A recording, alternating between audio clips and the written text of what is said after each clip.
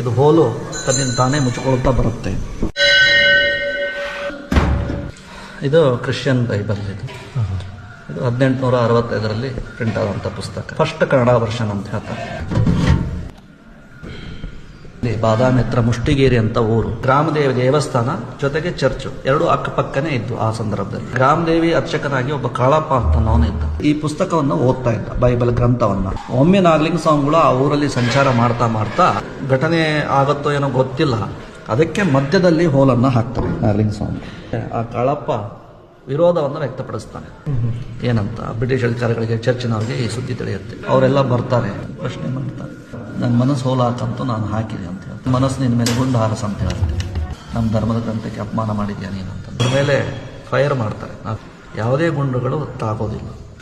ನಾನು ಬಂದು ಮೋಕ್ಷ ಕೊಡುವವರೆಗೂ ಸಹಿತ ನಿನಗೆ ಸಾವಿಲ್ಲ.